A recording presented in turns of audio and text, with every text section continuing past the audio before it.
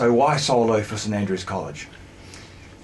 To answer that, probably I need to consider my own personal thoughts as well as those of the needs of the school.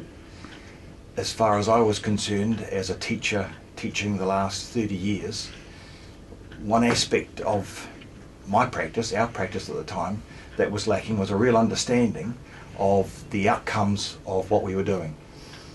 We generally drip-fed knowledge, skills to students and assessed them, and believed that really the way that they performed in those assessments was a reflection of their capability. We were not encouraged or given the tools to seek a better understanding as to why they were doing well or not doing, and if asked, we certainly didn't believe it was about our practice. At that time, many of us were trying to use Bloom's taxonomy, getting some understanding, some sense that there was value in applying a better structure to understand the processes of student learning and the outcomes. And this was particularly, I think, important in a lot of our assessing at the time. That really was a sort of a fruitcake. It was a mixture where we were asking all sorts of questions with no real understanding as to the complexity or otherwise of what we were asking. We add to that the requirements of the New Zealand curriculum with its focus on thinking, and it became apparent that we had really to put in place some far better structure, some common language, some good clear ideas around how we could assist these students to think better, to think it, and then really to be able to measure the success of their thinking.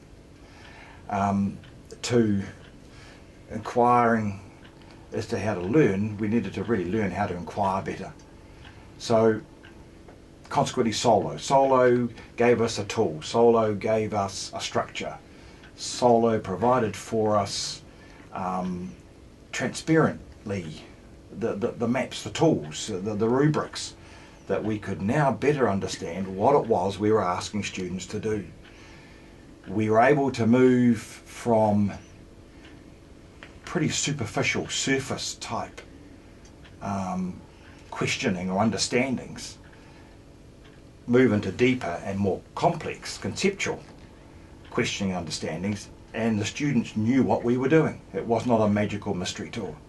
So what we were providing them with now was not something that just fitted for that time at that moment, but a way of managing their own learning that also able to meet the requirements of the new curriculum and all the additional research around what thinking really now means to students when they're asked them to be creative, or we ask them to construct knowledge, to use strategies to assist them with this, then they knew what we wanted, and they were going to be tools that they could use for the rest of their life.